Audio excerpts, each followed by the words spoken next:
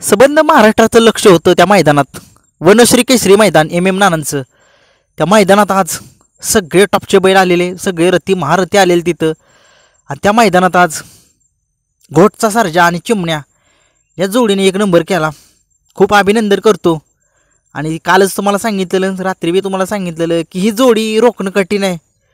आणि ती जोडी रोखायला खूप चांगलं पायऱ्याची बैलं होती, गरज होती. कारण बाकासूरचा जर पायरा एक मोठा असता तर कदाचित निकाल वेगळा असता. घरनिकीचा राजाचा पण पायरा वेगळा असता तर कदाचित निकाल वेगळा असतो. परंतु कॉकटेलने पण लढत दिली. खूप दिवसांनी गुलाल मिळाला त्या कॉकटेलला. खूप साऱ्या शुभेच्छा देतो कॉकटेलला सुद्धा. आणि आपल्या आज बाकासूरसोबत पळाला सर्जेराव. त्या बैलाची इच्छा होती त्या मालकाची की आमचा बैल बाकासूरसोबत पळावा. नक्कीच ती इच्छा पूर्ण झाली. गट चांगला निघाला. थोडीशी सेमीला थोडीशी तोंडावरती गाडीला आपल्या हार झाली, परंतु असू द्या. ते एका बैलाची इच्छा होती ती बाकासूरनं पूर्ण केली, मालकाची आणि त्या बैलाची पण.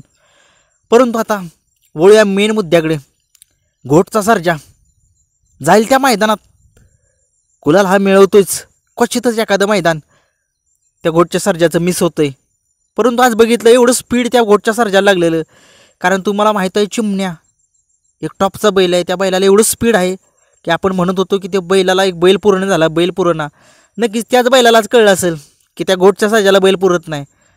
आणि चिमण्याला आज खरंच घाम फुटला असेल, पळतानाच कळलं असेल की बाबा घोटचा सर्जा कसला पळतोय नक्की, त्याला एवढं कसलं स्पीड आहे.